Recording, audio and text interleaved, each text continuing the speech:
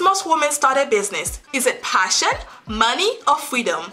Welcome to Female Founders, the podcast that takes you behind the scene with women who are founders and CEOs to help you start and scale a successful business of your own.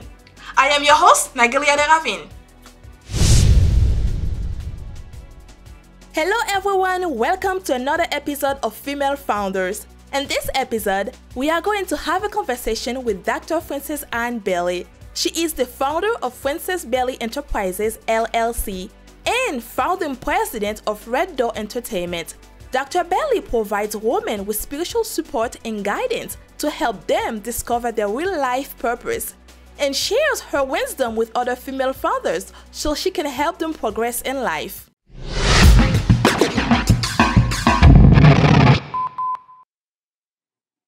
Good morning, good afternoon, Dr. Bailey. Thank you for the opportunity to have you here with us and with me to have a great conversation with you. I am looking forward to learn more about you. You have been doing amazing work, and I'm just so excited to learn more about everything you are doing. But to get started, can you please tell us your story? How did you get started into business? Because you have two different type of business, which we're gonna get onto later on. But I want to know, how did you get started to be where you are today? Yes. So first, I want to say thank you for having me here. I am honored to be able to come on and even share. So thank you. I honor you. And actually, how I got to who I am now. I have a backstory. People say the glit and the glamour now, but it actually, I came from a background of being raised in the church and things of that nature. I went through several different obstacles in my life, several different things I had to overcome. And I have taken every last thing and made it very intentional. And so that is what helped birth my business. I now help the others that went through certain things I went through as being a life coach. And as you were saying, we'll talk more about the nonprofit is also another business that was birthed out of my past situation of making it through a domestic violence relationship and divorcing out of that marriage and moving on. So that's just a little bit about, because I didn't want to say too much and go too far in and give away all the meat before you start. So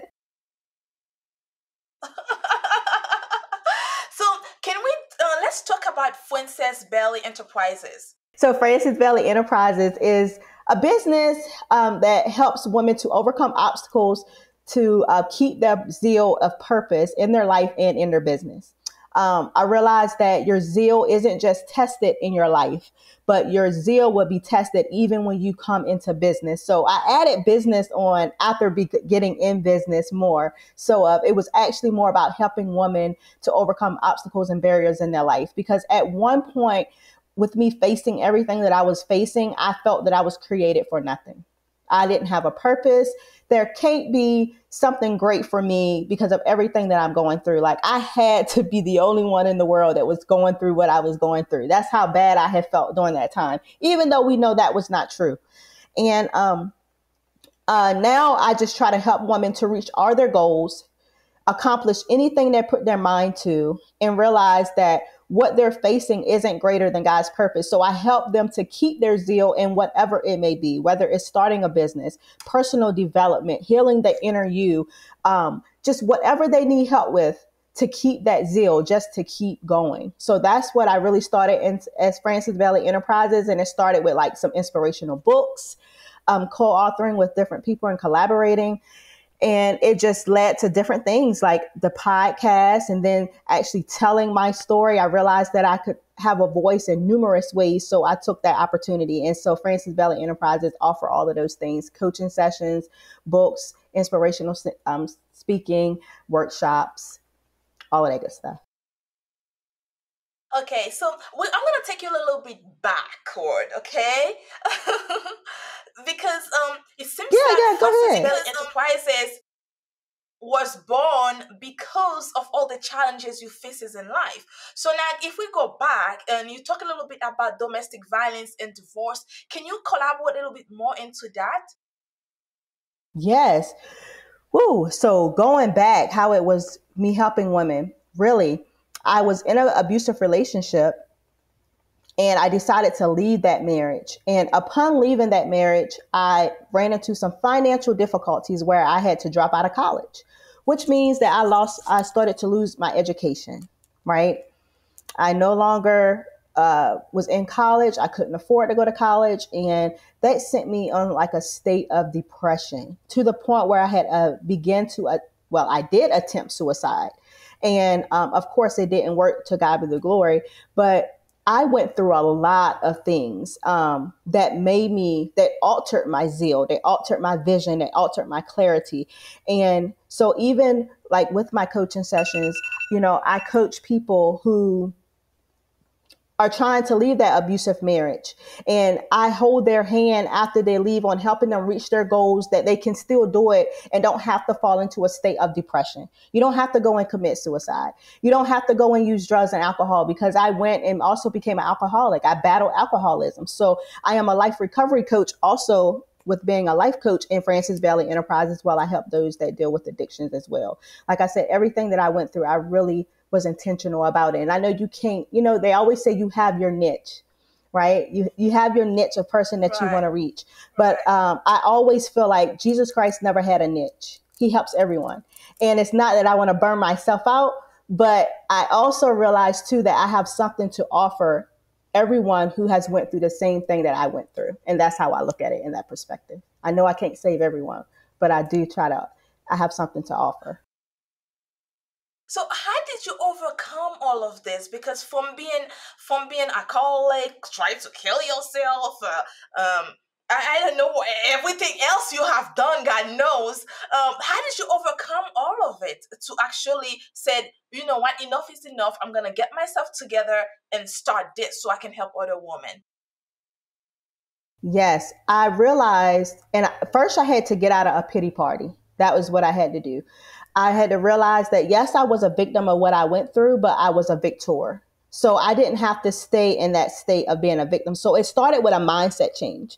I had to really change my mindset and say, those things didn't stop me, did it? The suicide didn't work. The divorce didn't work. The alcoholism didn't work.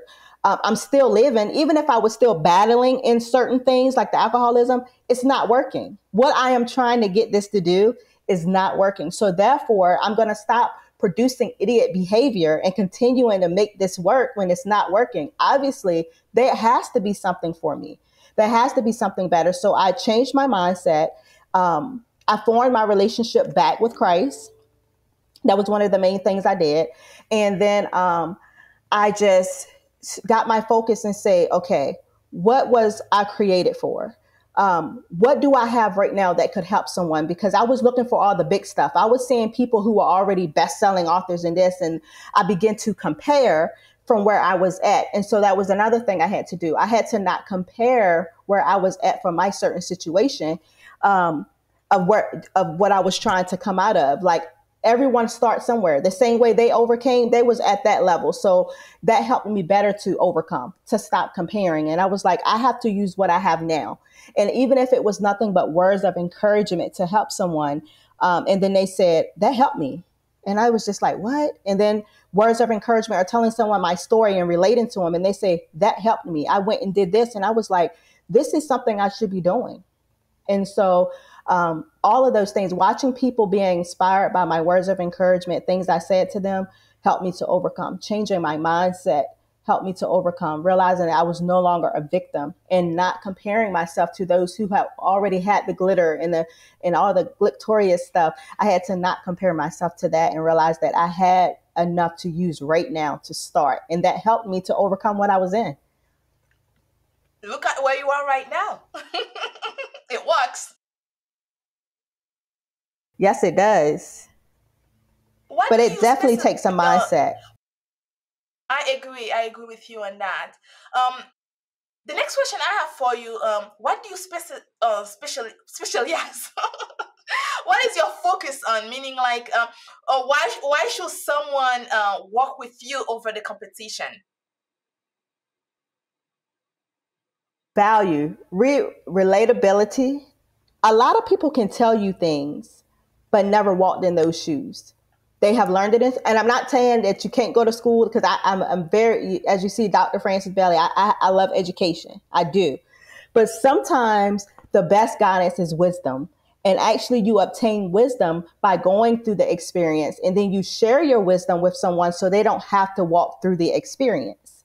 So I have walked in those shoes. I have went down those roads and firsthand, and have gained a lot of wisdom, not just book knowledge. And then I also, so I would be able to share from a place of wisdom, a place of clarity, a place from real authenticity. I can be authentic and transparent about the journey.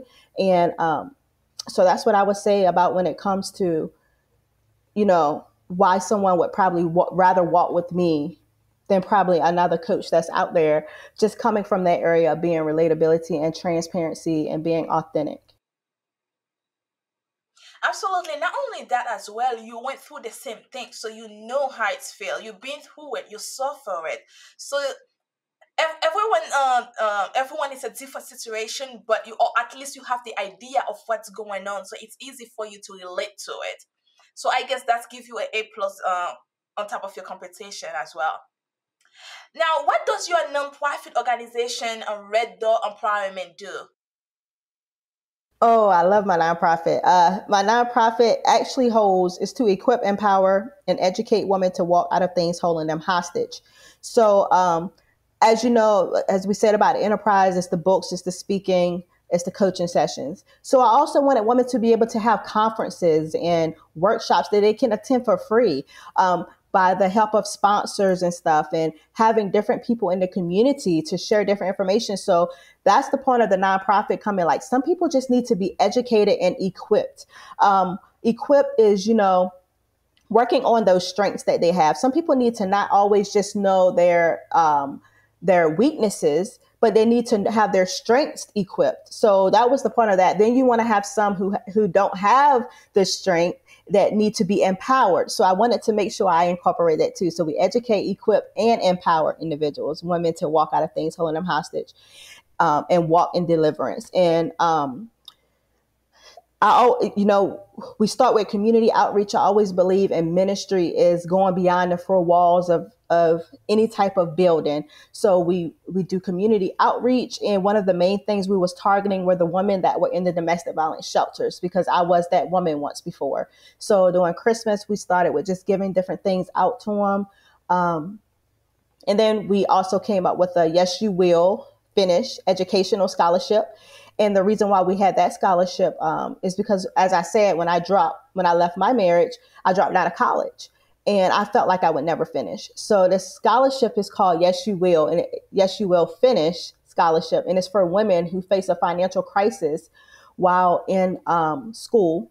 Maybe they left their abusive marriage, and we don't want them to drop out. We want to tell them that, yes, you will finish. So we sow a seed into their life, speaking it as though we want it to be that, yes, you will finish, in hopes that what we give will help contribute to the funding and finishing of their education. And so that's what we do. That's like the main program for that, the educational scholarship. And then we do the workshops and the community outreach just to educate women. We hold conferences, workshops, not limited to self-care, credit repair, empowerment, prophetic experiences, just different workshops, just to keep the women empowered to not be bound. I feel like it's focusing in a lot more also into the things that a woman will need when you get to those situations, especially like you are saying, getting a divorce. And when the divorce happen, your credit become like a whole crazy things. That's something you will need the help with. And also, like you said, education. What happened next? Now I'm not married anymore. It was a 2 income, now it's a 1 income. And school in the United States, we all know it's skyrocketing. So I love what you are doing. It's a way of saying you still can do this. You're not alone, and there's support out there. So and I love the fact that you use your experience to create all of these things. These things are not just coming out of nowhere. They are coming from the things that you deal with in your own life. I love it. And I want to say this really quick. Just to throw this out here for anyone who probably would be listening, I always believe that when you go into business or anything like that with intentions, you're intentional, you are less prone to give up because your why is so prominent. Like, you're going in with these intentions. When you just throw stuff out there and I'm just doing this because this person doing it or that person do it, that's when that feeling comes that you want to give up in business, because it's going to come, you don't. You keep pushing because you know the intentions, the why behind why you started what you started. Absolutely, I agree with you on that. You seek to help women who are once like yourself, right? To overcome obstacles, break free from all the things they are dealing with, and also recover from lives that set them back. So how do you help such women? How exactly do you help them do all this? Not just one thing, but it's like three different things at once. How do you do that? Well, we come up with a blueprint. I always believe that I can meet with you and we can have a coaching session and leave, and you probably have forgot everything I said. So we don't do that. We hold a session. There's accountability in our session. So I'm not just your coach, I'm an accountability partner. And then there's a blueprint. There's a strategic goal list. There's a way for whatever you're coming to me about. We need to come up with a game plan. We need to realize how you're going to overcome that setback. What are your plans for overcoming? It's not about you just booking me and getting and I'm getting the money and you're hearing the words that I want to hear. Did you really receive what I say? So that's why, we'll have a blueprint. As I was saying, we'll have an accountability partner. We'll have homework.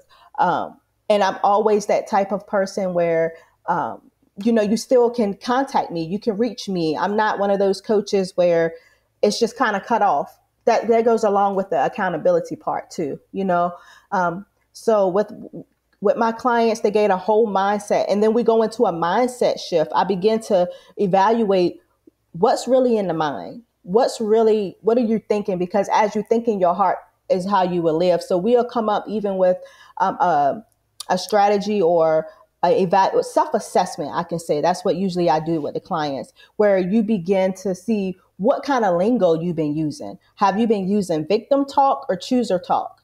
We go in depth, like as far as finding, because it's ultimately, like I said, getting in the mind and changing the mindset first. And then, because you could come up with the blueprint and the goals, but if the mind hasn't been changed, you're going to default and not recover from that setback. So we have to get the mind in a place that is willing to go forward. Absolutely. I love what you said. Mindset, a game plan. Both two together, there's no way you're going to fail, especially when you have someone guiding you. Yep. Absolutely. Absolutely. You have been honored with several awards. How does it feel to be recognized for the good work you have been doing? It is such a humbling experience. And every award that I get, right, it really takes me back, and it reminds me, not a way of reminding me of badness or make me feel guilty or condemned, but it reminds me how God was there even when I thought he wasn't. It reminded me that the greatness was already in me because I was that same person. I just had a different mindset. So what was in me was already in me. So even back there, I just wasn't recognizing. So it's a humbling experience when I get those awards to also realize, like, God used me to do this. Like, I actually helped someone that, if I could do it, you could do it. And it's just a humbling. It's very, very like an honoring experience, but very humbling because I remember where I came from. I don't, they always say, I forgot the little saying when it says, don't forget, I didn't forget where I came from. I just realized I couldn't stay there. So that's what happens when I get those awards. Like, I didn't remember forget where I came from, but I couldn't stay there. And it just reminds me more and more every award I get to keep going, to keep going, to keep going. Do not stop, like Dr. Martin Luther King used to say, if you can't walk, you know exactly what to do. Start crawling. But whatever you do, just keep on moving forward. Just keep on moving forward. What does the word success mean to you? Success to me means to be authentic in going forward and intentional about helping others. Authentic in going forward and intentional with helping others. Because a lot of people think success is just the money, whatever. If you had the intention, if your intents are pure with helping another overcome, if your intentions are pure with just being that shoulder for someone to rely on, if your intentions are pure with just saying, I got your back, if your intentions are pure with just sharing a post on Facebook, which is free, I just believe like that you are a contributing factor and you are, of success. You are successful. It's, I always believe it's just success is a good thing, right? We look at success as being something positive, but I always believe if you're to be authentic, to really operate in true success and to be happy and have that joy, is to operate in being authentic and very intentional with helping others. If you had that and you don't have $10,000 from that, or you don't have an award, if you knew your intentions for helping that person without an award on your wall, you are successful. Because your main award is going to be given by Christ anyway. So, that's the overall award. But I always say, just be intentional. If your intentions are pure, then you are successful. If you are authentic, you are successful. They're the main characteristics of being successful to me and what it is. Absolutely. What are the priorities in your life? Of course, they're going to get tired of me talking about Jesus. But of course, Christ is the number one priority in my life. And then my children and my husband and my children. I always believe in that what we do in business, right, is our ministry. Like it's a form of ministry. We call it business, but it's a form of ministry. But I always believe your first ministry does start with your relationship in Christ. And then he's not going to allow you to operate in business without first having your first ministry taken care of, which is your family. So my children, my husband, they are definitely priorities in my life. And then it trickles down to my business.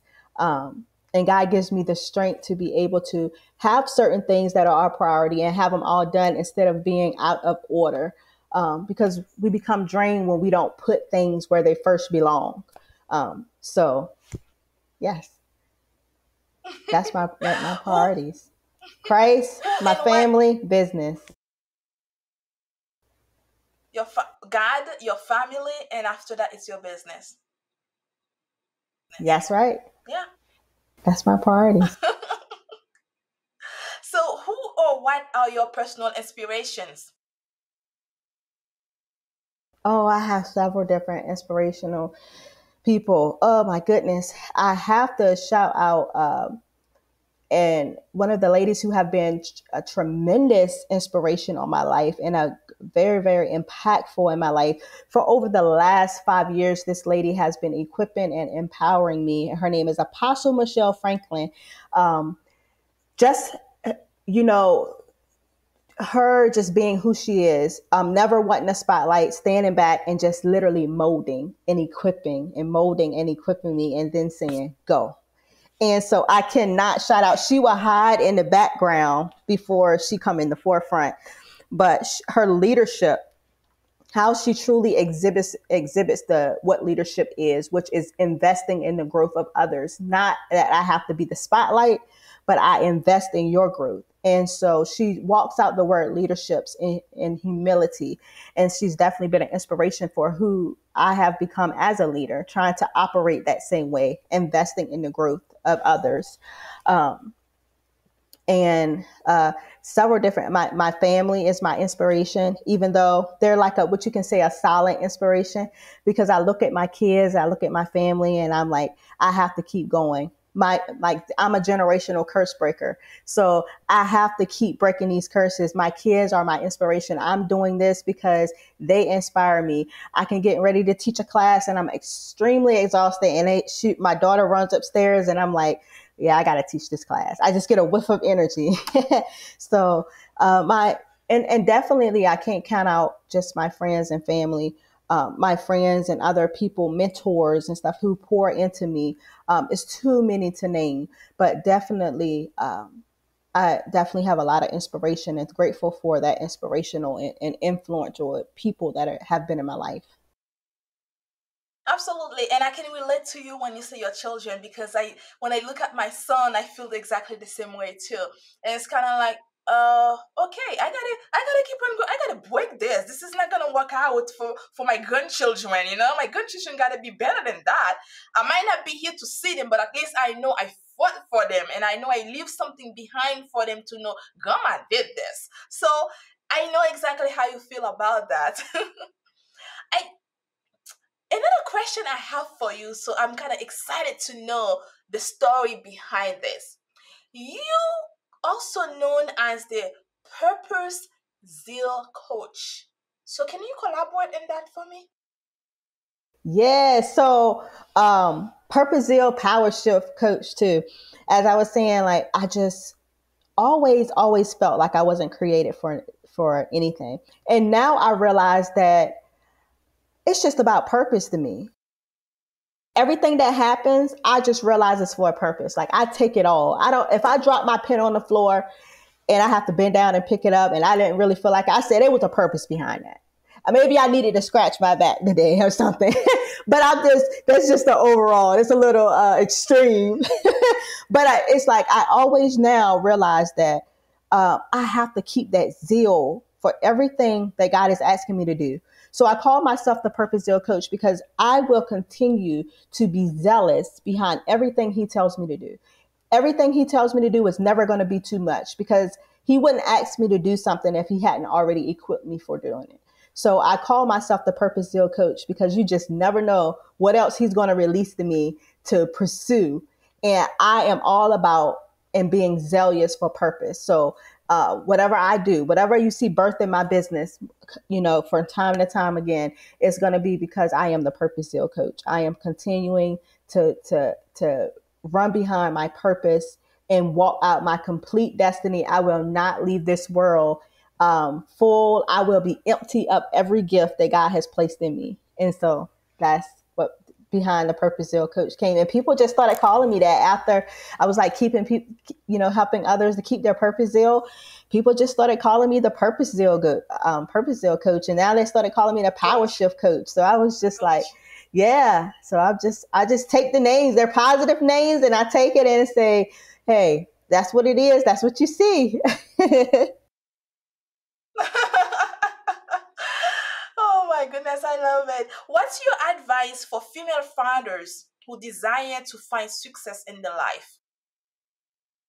If you desire to find success in your life, is find out what you are good at. Find out what is intentional.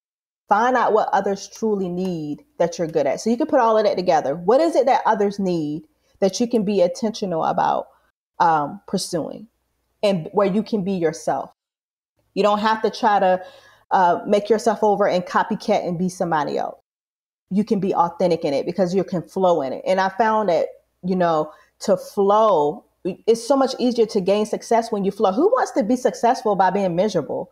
You have to pretend, you have to put on this persona, you have to talk like this person and act like that one because you saw them get successful by that. If you're going to be successful, get there with, being yourself, just saying that it was troubles. I ran into obstacles, but I was me the whole time. So, I would definitely say, just find out what you're good at, because that's going to bring about the passion of saying yes. Be intentional about what you want, and just something that you can be yourself in, and keep God first, of course. That's the number one thing. He'll open doors that you don't even have to be looking for. Absolutely. So what's next for you? Oh, I am about to launch an anthology.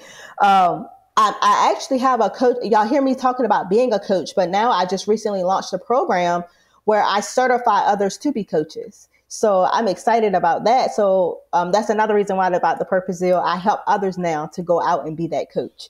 So, but I am working on launching my first anthology. I collaborate with everyone else, but I'll be looking for some women to share their inspirational stories about things they had to let go of to make it to their next level. Whatever it is, whether it was make it to their next level of healing, make it to the next level of deliverance, make it to the next level of business, next level of career. It's just inspirational stories of what you had to let go of, because a lot of people don't realize spiritually, naturally, emotionally, you have to let go of something in that realm to gain something else. You just have to. You have to let go of something. And so I will be having women to share their stories about what they have to let go of. So I'm excited about that anthology.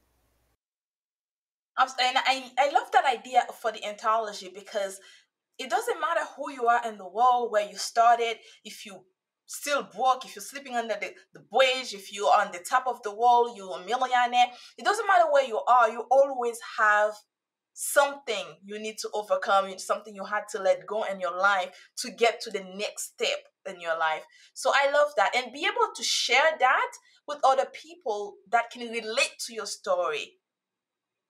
Absolutely. It's important. So I think it's going to be a great book, and I can't wait to buy it because I'm looking forward to read it. Yes. I'll keep you updated as soon as it releases. Thank you so much, Dr. Belly. I appreciate the time you've given us for this interview. I know you are a very busy woman with a lot of things going on, so I really appreciate the time. I thank you for having me. It's an honor. That was an amazing conversation. You know, at some point in time, all of us face the situation of feeling lost, and finding the real purpose in life becomes necessary. Don't be afraid to go out there and ask for help. If you are on your journey of finding your purpose, remember to believe in yourself. Take a risk, find inspiration, and focus on the one thing that you actually really want in life. Get help when you need the help, and find someone that can understand your situation. Someone like Dr. Belly that's been there and done that. Thank you, Dr. Belly, for being here with us today, and thank you for listening to this week's episode. Let me know your thoughts about this episode and how you are helping other women find their real life purpose. To learn more about Dr. Frances Ann Belly, please visit www.francesannbelly.com. Thank you for listening to Female Founders Podcast. That's it for this week's episode. Be sure to follow us on your favorite podcast app or connect with us on womel.com so that you don't miss our next episode. See you next time. Bye for now.